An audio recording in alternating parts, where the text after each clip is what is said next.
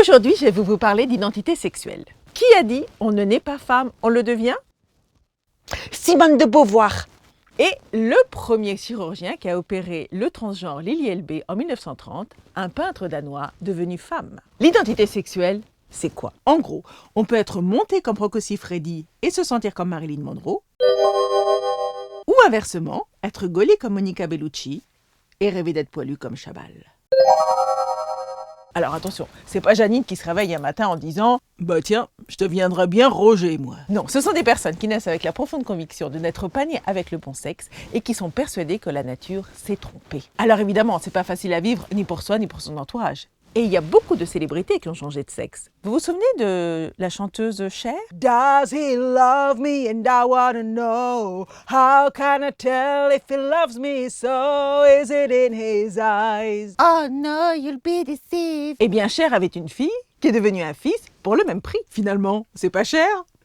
Vous vous souvenez les réalisateurs de Matrix, les frères Wachowski? Wachowski en un seul mot.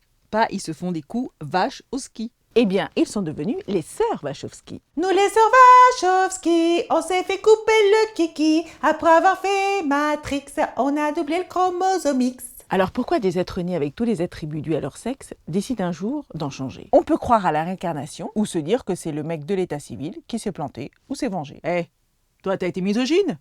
Eh ben tu te réincarnes en féministe. Quoi qu'il en soit, la pilule est ta mère. Et ta mère, elle aurait bien fait de la prendre la pilule, parce que tout est là. En fait, il y a des psys qui se sont penchés sur le sujet, dont Robert Stoller. Et il semblerait que chez ces personnes, il y ait un frère ou une sœur, en tout cas un enfant du sexe opposé, qui serait mort et dont le deuil n'a pas été fait. Donc cette personne a le sentiment de ne pas avoir le bon sexe, puisqu'inconsciemment, elle porterait le sexe de l'enfant du sexe opposé qui est mort avant sa naissance. Ça aurait pu être le cas de Salvador Dali. Son frère, qui s'appelait Salvador Dali, meurt et Salvador Dali naît. Comme sa mère n'a pas fait le deuil de Salvador Dali premier, Salvador Dali va voir toute sa vie son nom sur une tombe. Il disait « Soyez devenus fous, soyez devenus un génie ».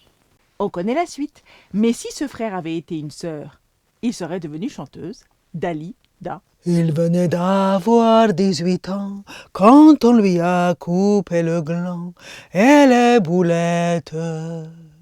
Alors, ça choque certains d'entre nous. Et pourtant, ça existe dans la nature. Certains animaux, notamment des poissons, changent de sexe au cours de leur vie. Ils commencent femelles et ils finissent mâles, comme le mérou, qui une fois mâle devient méroubignol. Méroubignol.